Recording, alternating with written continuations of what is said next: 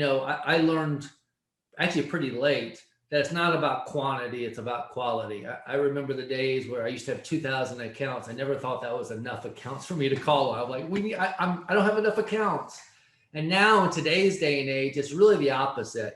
You can have 5 million accounts, but you really got to find that ICP or that IAP, whatever you want to call it in today's day and age around ABM, that's really in your sweet spot. Like who's going to resonate?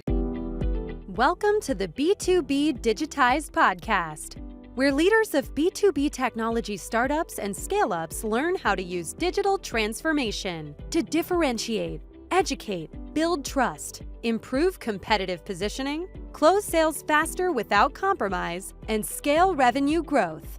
Now here's your host, Joshua Feinberg from SP Home Run. Hi, it's Joshua Feinberg from the B2B Digitized Podcast, and I have a very special guest here with me today, Sam Capra, who is the VP of Sales at flexEngage in Orlando. I've actually known Sam for several years, dating back to us being involved in a marketing-related organization here in Florida. Sam, welcome to the podcast. Thanks so much for joining me. Joshua, thank you for having me. Yeah, I mean, that feels like we were talking about it offline. That feels like that was 2 lifetimes ago. Everything in digital marketing seems to, it's like looking at the lifetime of a pet compared to a lifetime of a human. It just goes, and then of course the last 18 months, Yeah. Everything is pre-COVID, post-COVID. That's kind of how people are going to start verbalizing things. Yeah, totally agree. So the first place I usually like to start out with these interviews is for you to give the viewers, listeners, readers a little bit of context on your background, how you ended up in your current role heading up sales at flexEngage. Did you know that you always wanted to get into sales? Was this kind of your calling? No, not at all, man. I would love to say that I was destined to be in sales. It really fell into it. Like at least most of my colleagues and friends and mentors, we seem to all kind of have the same story. My dad was in sales. He sold anything and everything, and I was kind of always around it. And he used to sell on the phone as well as, face-to-face cold calling. And he'd bring me out on sales calls. Like when they had no one else to watch the kids, he'd bring me in the car, tell me to sit there and wait. I see him go knock on doors, and then he'd come back to the car and basically debrief with himself. And I kind of picked up on it. I kind of liked it. And then as I got out of college, I really just liked the ability to, really own my own destiny. If I wanted to make 100,000, it's all up to what I want to sell from a commission standpoint. I'm not locked into a desk, not locked into a pay structure.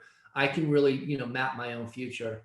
And that's really where it all started. And so I don't have a great story around, hey, I always wanted to be a salesperson. It just happens to be what I am. And I am fundamentally passionate about it. I mean, that's one thing I am passionate about is B2B sales and just the craft of sales itself.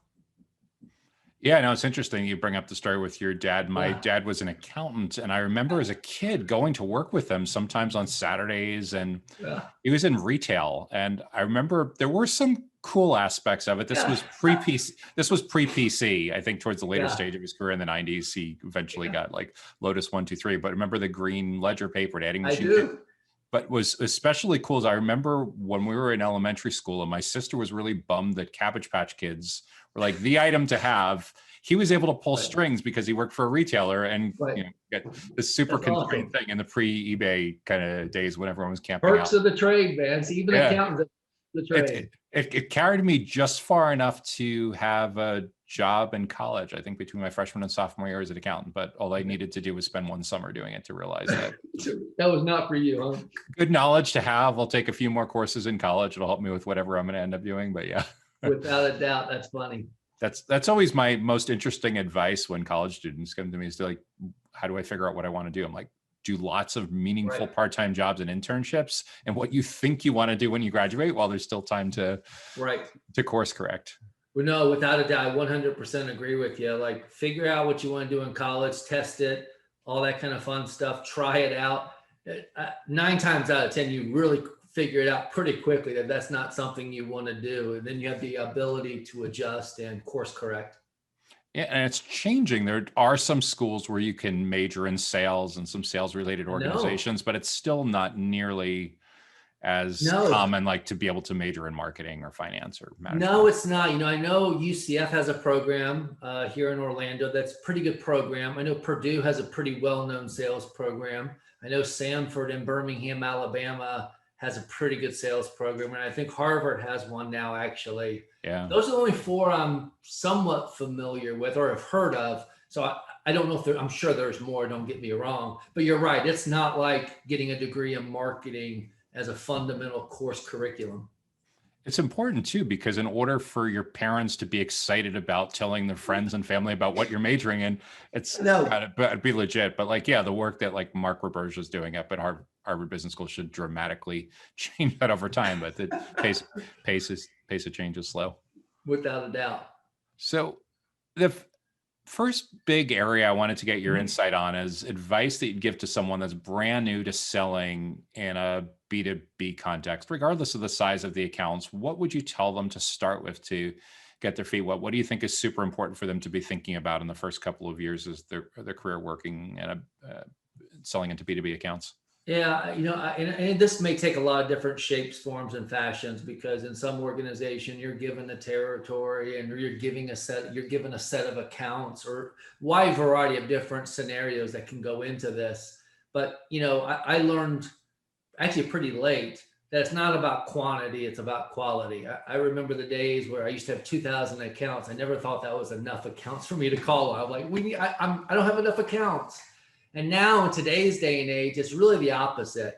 You can have 5 million accounts, but you really got to find that ICP or that IAP, whatever you want to call it in today's day and age around ABM, that's really in your sweet spot. Like who's going to resonate the message that you have, the value proposition that you're bringing in, what use cases, other clients that you can leverage to that specific industry, sub-industry that's going to resonate. So I think really getting laser focused, especially coming into a brand new organization, because you're already going to be overwhelmed from everything else. So how do you really reel it in from a target marketing standpoint or target account standpoint?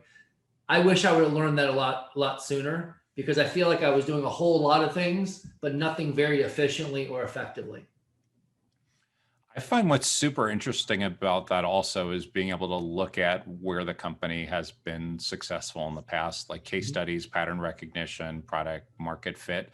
And it's really challenging, I guess, if you're brand new to B2B and the company is a startup and there's no track record or pattern recognition to look for with any of this, but especially if you're in any kind of subscription-based recurring revenue type thing, like knowing who's actually going to be successful with the product is almost as important as knowing who's going to be closable.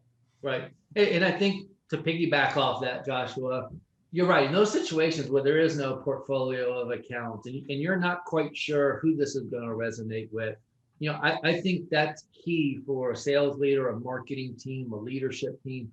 You've got to be extremely agile. You got to test a whole lot, right? Because what you think might resonate, or you think the audience you should be chasing, that may not actually be the audience you should be chasing, right? I remember when I very first came into flexEngage, we thought we were going to sell to enterprise, like the Walmarts of the world. But after a year of kind of grinding it out, you realize that the sweet spot isn't that.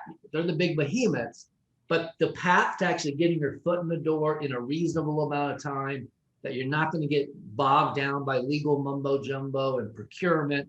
It's really actually that mid-market, which really became our sweet spot. But that came through trial and error, right? That just came through time.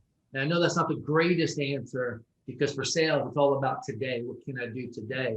But test fast. What's the old saying? Fail fast, fail often. I think that's what you have to do.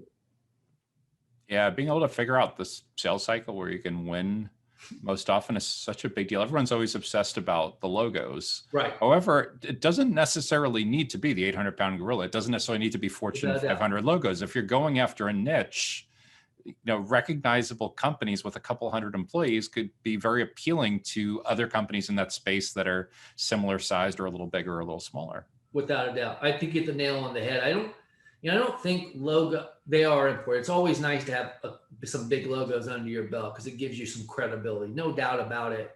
But I think there's value in actually having the smaller mid-market, SMB, whatever you want to call them, and having a pretty diverse portfolio because it shows your ability. If in fact your solution is scalable, can resonate with SMB and enterprise. But many times you start talking to a mid-market company and all you have is the behemoth enterprise accounts on your portfolio. They think they're going to be too small of a fish and they're going to get lost. And so, it can actually be counterproductive from a sales perspective to only tout the big logos. I try to make it a point, depending on who I'm calling on, to really find logos that are very similar to them. May not be the exact industry, but from a size standpoint, they're very similar, because that lets them know, hey, we're not just dealing with the Under Armours of the world. We're dealing with the Shankos and the smaller organizations that are really innovating and trying to grow very similar to how you are. And that seems to resonate with those organizations. So with targeting, this size matters a lot. How did the context change a little bit when you move yourself from working with a huge company to working with a smaller company? The last time we were hanging out, you were working with a company that had been acquired by Salesforce, where at that time, 6, 7, 8 years ago, Salesforce was big enough that it was a blue chip was a household name. Everyone knew it. How did that change a little bit when you're working with a smaller company? It changed pretty drastically. I was actually having this conversation earlier today. You go from define processes, define workflows, like everything is kind of mapped out. Oh, I need case studies. Okay, which case study? You have 4 million case studies to pick from. What industry do you want? Like all that is kind of flushed out. Then you go to the startup world, and to your point earlier, they've got no logos, or they got very few. They haven't even thought about case studies. There's no case studies to produce. Like it's really adapting and learning and creating on the fly. And that is a big challenge, right? It's kind of a curse and a blessing. It's a curse because you don't have it, but it's a blessing because you don't have it. You can actually be a little bit more agile and nimble to really make some adjustments that really, to be honest with you, Joshua, you can't do at a Salesforce. Like if I tried to move a little bit to the left, they're going to smack me right back to the right, say that's not the way we do it. And in all fairness, they should. They have a well-oiled machine, and that's fair. But that's not the innovation that I was really looking for, which is why I found a home more on the startup side of things. But it was a challenge, no doubt about it. I remember there's a really interesting question that Mark Roberge, who's the first CRO at HubSpot, used to use as a conversation starter. You have a brand new startup, and you gave like 4 hypotheticals on who your first sales hire should be. Uh-huh. And one was like, it was the top performer in an organization of 500 at a company in your same space. And then it was the VP of sales who had an organization of 500 at a same company in your same space. And I forget what the third choice was, but the fourth one was, it was someone that was an entrepreneur in your space. And what he was trying to get at is like the person that was sales hire number 117 at their company didn't have to deal with the uncertainty of building the playbook on the fly and all the iteration, where they kind of had to run back and forth to the product manager, who at the time was literally a product manager and not a product management department, and say like, hey, this is the third time this month I'm hearing that I could have closed this deal. Why don't we have this feature? Right. That is dead on. I mean, that is, that's a constant thing that we weigh, right? So when we're in the interview processes, the common thought process is that we want to hire someone with SaaS experience. Let's go chase the Salesforce sales reps or the Oracle sales reps or whoever, because they have the SaaS background. But to your point, they've also got the rigid playbook. So everything is kind of I don't want to say handed, that's not fair.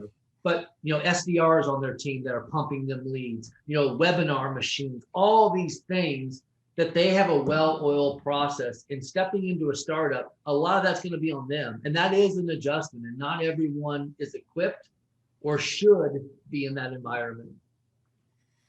Actually, when you mentioned SDR, it reminded me of something I saw a couple of times on your LinkedIn feed in the last couple of weeks. You were posing a question about, is it a good idea to cold call prospects on their cell phone?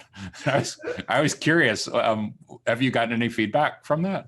I've got 564 votes. Okay. I got like 3 days left. It's got like 16,000 views. It's ungodly. It's crazy. And I only did that because I actually received a call on my cell phone heading into Publix down here in Central Florida. I know they have them down your way as well. And I got to be honest with you, it was not well received with me. So I just wanted to kind of get that out there and kind of say, hey, listen, how are we approaching this as a sales organization and as a sales industry? And it's funny, Josh, as you brought that up, that, if you look at that behind the scenes, I can see the breakdown and 60-40, all that.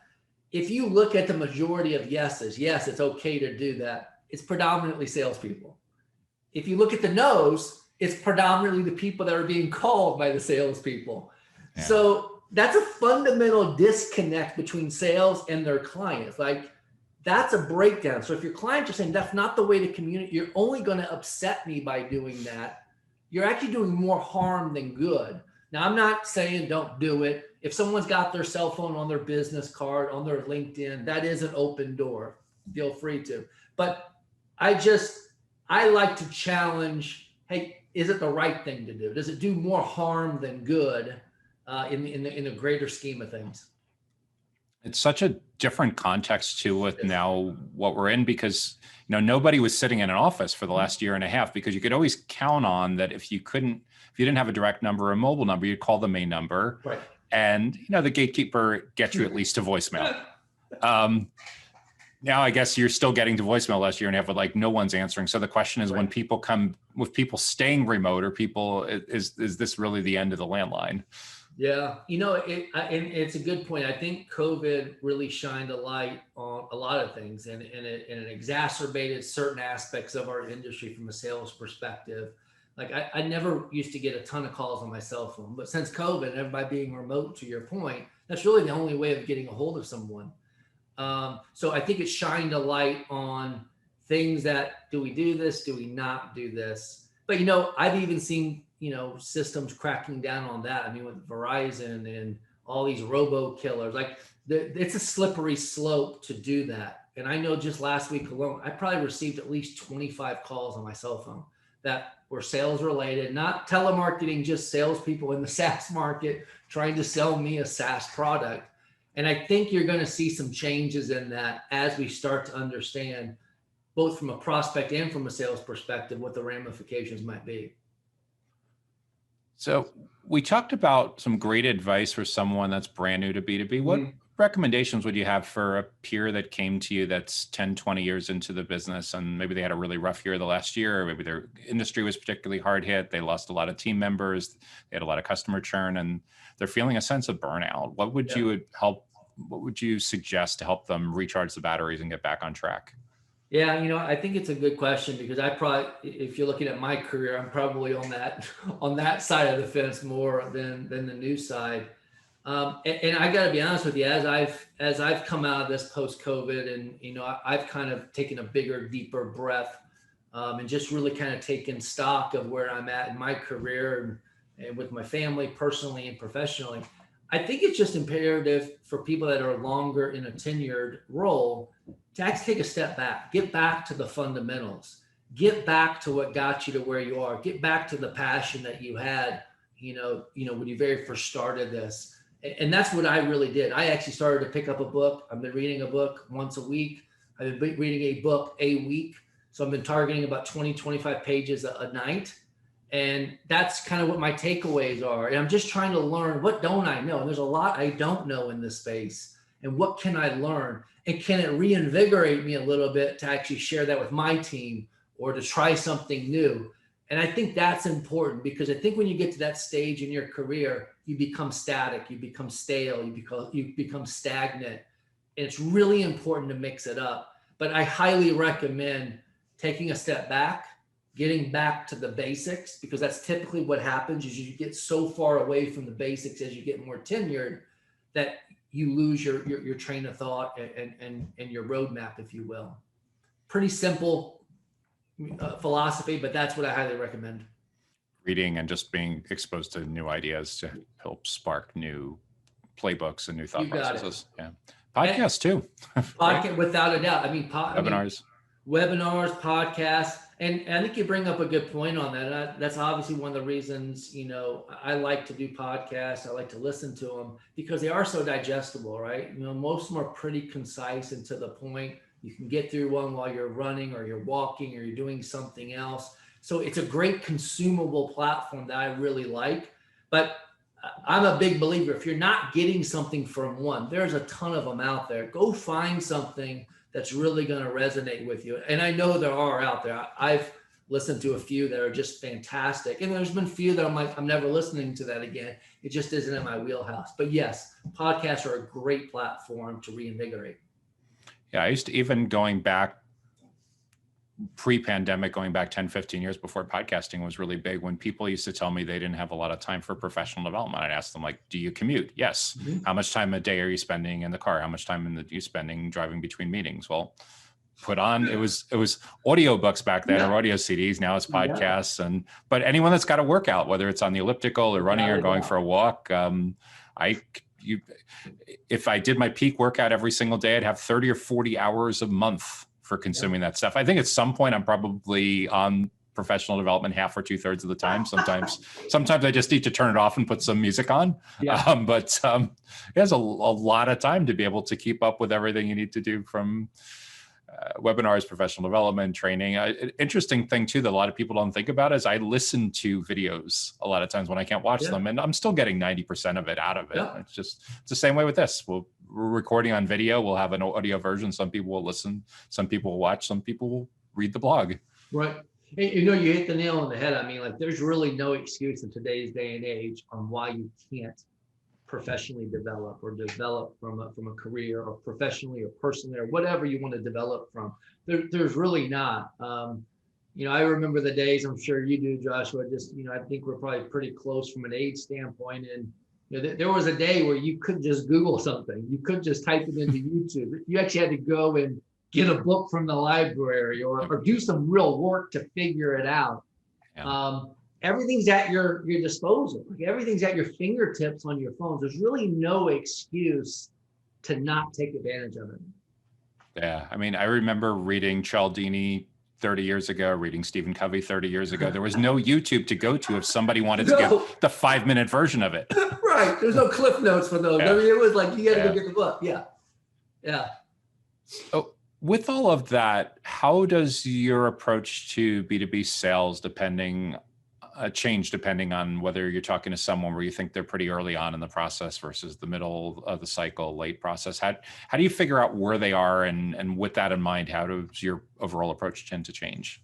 Yeah, that's a tough question. It's a tough part for a lot of salespeople to navigate because, we talk about qualification in sales, but the fact of the matter is I'm a believer in qualifying an opportunity to make sure it's a real opportunity. But believe it or not, there's a lot of solutions out there that are not line item budgeted items. They're not something that are required for the business. They're more nice to have than they are need to have.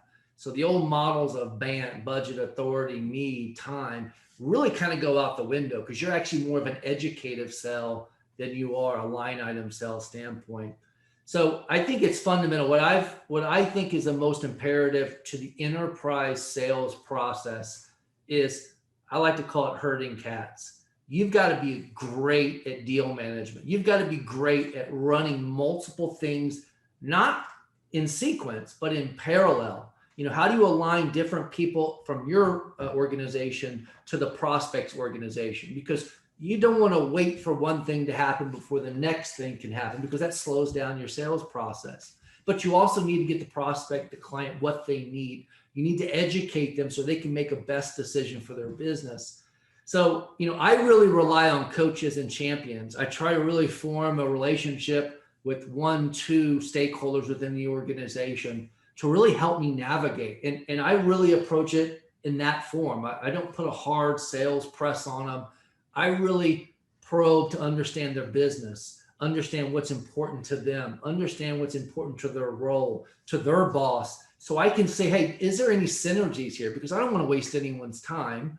And I know that their time is valuable. But if there are, then really having them help me navigate that ecosystem or that org chart, whatever you want to call it, to figure out where do those things sync up from a value prop standpoint. So early on, it's really like you're almost like a Columbo. You're an investigator, you're a detective, and you're just really trying to figure out, is there anything here?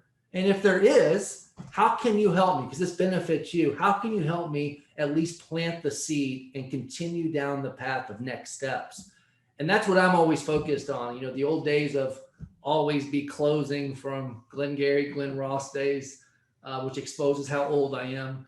I don't think that's a thing anymore. I say that kind of, yes, it is, no, it's not. But what I mean by that is you're not always closing on, hey, I want the deal done, but you should be closing on what I call micro steps. What are the next logical steps in the process, in their process, your process, and how do we get to those? And sometimes I'll be honest with you, it's very small. Like sometimes they're so minute, it's like, are we even moving forward here? So that's the process I undergo with these opportunities, these large retailers that we work with in my world, to try and figure out what the landscape is and then figure out a path forward.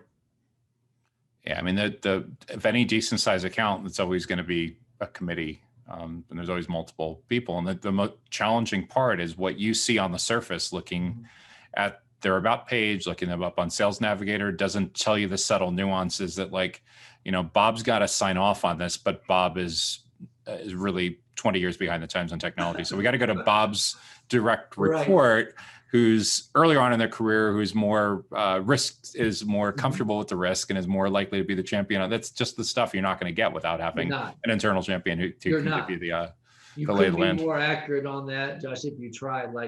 And on top of all that, you're not going to get the political landscape of the organization from a navigator, like who likes who's always going to go against another person. Like, you've got to be able to jockey those ebbs and flows that, to be quite candid, you can't control, but you've got to know how to navigate. And without an internal stakeholder or champion, you'll never make that leap within the account. It's just, you may, but it may just take you forever and a day to get there. And by that time, you're probably not having a job because you missed your quota, this past year. So it's a challenge for any sales rep.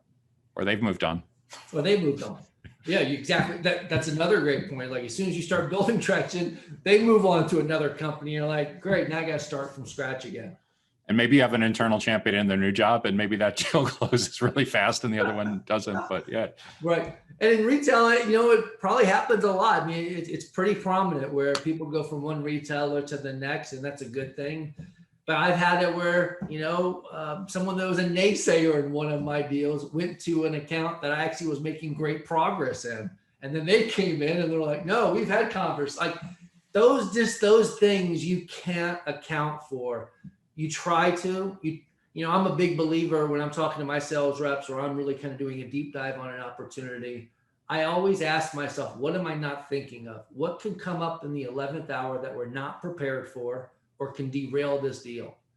And sometimes thinking of it pessimistically, it allows you not to be blinded by the optimism of a big commission check or the big ARR deal that you're chasing, but to really be pragmatic and saying, man, I've never actually talked to Josh, and he's 3 people above my contact, and I think he's really essential to the deal, and I've not been able to pin down 30 minutes. So behind closed doors, I have no idea what Josh is saying about flexEngage. And that is a big red flag, because he, with the stroke of the pen, can say, no, we're not doing it. I'm putting that budget somewhere else. And your champion is going to come to you and say, hey, I can't do anything. And those are things you've got to be real in addressing when you're talking about your opportunities. Yeah, that makes a lot of sense. With that in mind, what do you see as the biggest mistake that you see people making in B2B sales? Is it blowing through the need to validate the other levels and the other stakeholders? Is it thinking too optimistically, too much happy years? I think you hit the nail on it. It's the optimistic, because the optimistic, it lulls you into thinking I can skip, right? So I'm optimistic. Josh is my guy. He loves me. He loves what we're doing. He loves everything. I don't need to talk to Sam, Henry, Jessica, and Tabitha. He's going to push it through. And you get lulled into, hey, I don't need to get more stakeholders involved. I don't need to confirm budget. I don't need to do the steps that in the back of your head as a salesperson are going to come up in the 11th hour and you're going to be caught behind the 8 ball, but you get lulled into that because you're overly optimistic. And that is a big challenge. I mean, I find myself, that's a big challenge for myself, is really trying to play both sides of that and saying, hey, do I have blinders on here? What am I not seeing? Why is this not moving? And that's really a challenge. And I always try to get an outside perspective. Hey, here's the status of this. Here's what I've done. Here's where I'm at. Here's what the next step should be. What am I missing? And just hearing feedback. And sometimes, to be honest with you, I like to hear feedback, maybe not even from another salesperson, just from someone else, kind of a layman, maybe within our organization. Well, have you thought of that? And sometimes those type of things jumpstart different ideas. So to your point, I think optimism is the biggest challenge, mistake. Over optimism, I should say, is the biggest, fundamental mistake from a B2B standpoint. To what extent do you see systems, processes, CRM, deal stages helping to prevent some of that? Or is it really a matter, do you know enough about what the steps should be to get it into a methodology that can be followed or tracked like that? Yeah, I think they're all good. Like, I think you have to have a process, right? That's the only way you can replicate anything. Only way you can scale is to have a replicatable process. So I think a process is fundamental. I think the technology to help you manage it and drive efficiency and effectiveness is fantastic. But, from a tech stack standpoint, it's only as good as what you put into it. And it's not going to take the human element and have you done your due diligence to kind of move that deal forward. So from a technology standpoint and a process standpoint, it's only as good as the human that's really driving it. If you're not following the process, you're skipping steps because you're overly optimistic, or, hey, I just can't get to the decision maker, so I'm going to set shop here, or I'm just going to be really stagnant here. It really just comes down to the individual and how they manage deals. I mean, I know I talked about a little bit earlier, and I think right outside optimism, I got to be honest with you, deal management that is not a core function of a lot of salespeople. Selling ultra complex deals where you have 8, 9, 10, 15 people that have to put their stamp on it at the minimum, but 8, 9 of them have to work with you alongside you every step of the way. And they got to give you buy-in every step. That's a lot because you're managing availability, you're managing their schedule, you're managing what they like, don't like, and sometimes they contradict one another. And what they like actually is what the other person doesn't like. Those nuances, that's what makes it a challenge from that standpoint. Coming down the whole stretch, looking at the big picture, what do you see going on right now that's going to fundamentally change what it means to be successful in B2B sales? What do you think we're going to look back on now, 18, 24 months out, 24 months ahead of where we are right now, and see that, oh yeah, that was just a major inflection point?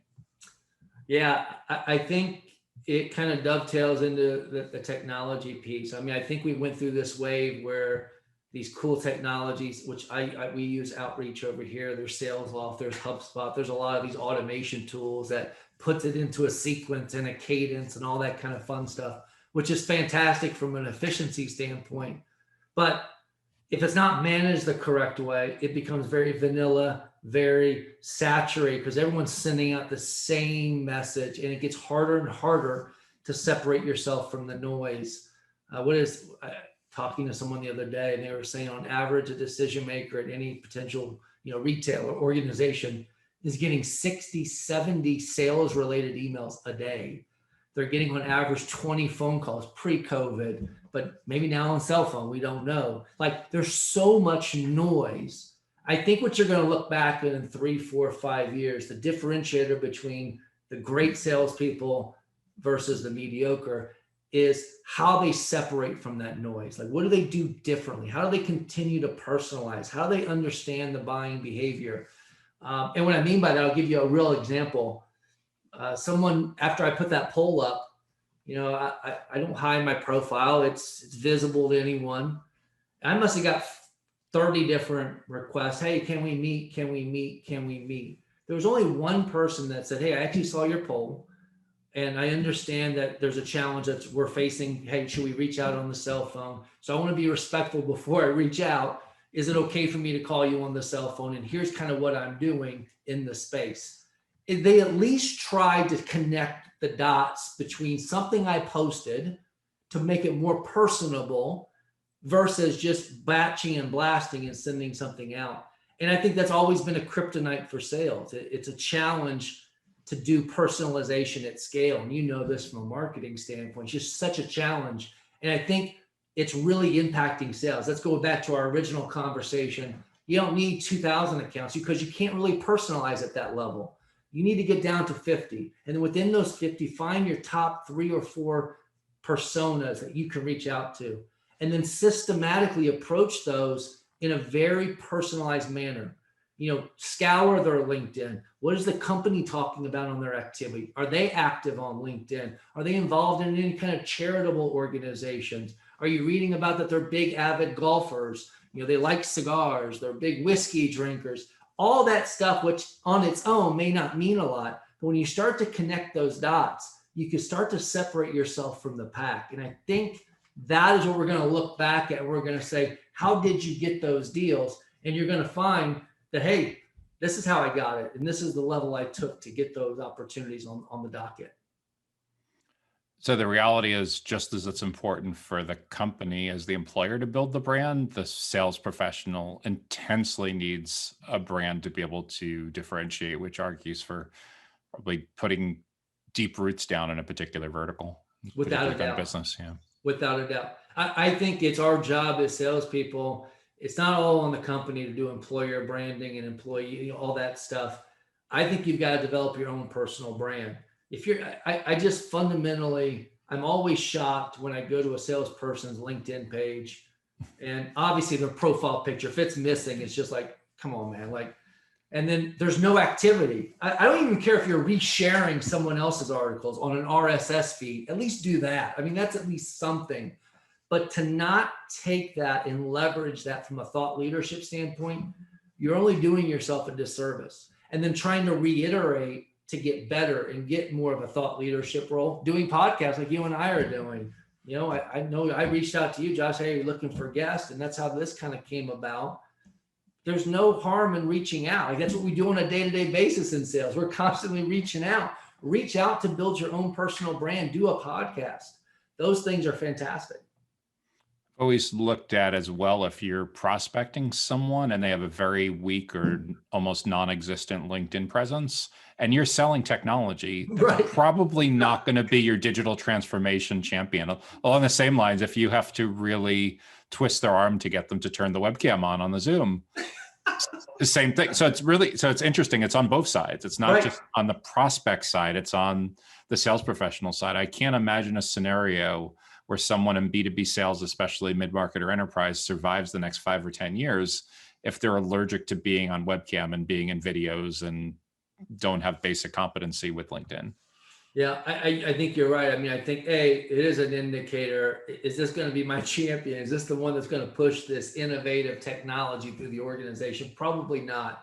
But to your point, yeah, I think back to my dad and my mom and their challenge of adopting technology, and that was always been top of mind for me as I've gotten older. I'm no spring chicken, but I've always tried to stay as much ahead of the curve as I could. I'm big on a beta list and product hunt, seeing what's the next thing out there, so I can at least be aware of it. So if it impacts me in any way, I have a knowledge of it that I can start adapting. And I think far too many people just say, hey, this is what I've always known, and I'm not going to adopt Zoom. I'm going to go face-to-face. I mean, if that's what you live by, you died on the vine when COVID hit, because there's no more face-to-face in today's environment, or in that environment, I should say. So you're right. You probably are phasing your way out of a job. Or if the unit economics simply don't support it. I've had those conversations with startup CEOs many, many times over the years. And early on, they'll spend a couple $1,000s to go visit a client for a $199 sale. But after a while, that either has to go totally low touch, or even 10x that. It's not going to be face-to-face. It's got to be inside. Right. I think that, I think that's a good study or a good exercise for people, and even including myself, is to do an assessment of the closed deals over the past 4 years and see how many of those deals where face-to-face was involved versus a Zoom or a video or only web share, and to really see how much did it impact the deal from a sales cycle standpoint and actually getting it over the goal line. I think you're right. I think you're going to find out, especially post-COVID, that the face-to-face is not as important as it used to be. I think there's a lot of value in meeting someone face-to-face and actually shaking a hand. Don't get me wrong. There's an intrinsic value there, but I don't think it's mission critical. I don't think it's a deal breaker if you can't do that. And 5 years ago, 6 years ago, 10, somewhere in that neck of the woods, man, a deal just couldn't get done on an enterprise level without meeting someone face-to-face. Yeah. I think a lot of what's changed in the last 12 or 18 months is the bar just went up. If before the bar was a $10,000 deal, for example, maybe it's a $50,000 or even in some cases $100,000 deal that can get done without flying a whole team out to a client. So it sounds like it'll still be there to a certain degree, but the methods, and a lot of it too depends on the digital assets that are deployed on the website and the whole structure of the deal and being able to start small and phase in and the commit and everything. But yeah, Sam, this has been super helpful. I really appreciate you taking the time to join me on the podcast today. If someone wants to learn more about what you're up to or connect with you, you're active on LinkedIn, right? Is that the best place for someone to reach you? Or? Yeah, by all means, if you want to connect with me, I'm on LinkedIn. I'm one of those open connectors. I love to connect on LinkedIn. I'm happy to help in any way I possibly can. As you mentioned earlier, we are going to be launching a podcast here in the next couple of months. We've got all of our interviews and content very similar to what we're doing here lined up. So you'll be able to find more about that on my LinkedIn profile. And then obviously, heading up the sales team at flexEngage here in beautiful Orlando, Florida, if we could be a resource in any way, by all means, I'm happy to have all those conversations via LinkedIn. That's just flexengage.com. Yep, flexengage.com. Awesome. Thanks so much. I've been speaking with Sam Capra, who's the VP of Sales from flexEngage. Sam, thanks for all your help and sharing so generously today. Really appreciate it. Stay safe and look forward to being able to see you face to face again real soon. Definitely. Thanks again, Joshua. You have a fantastic night. You too.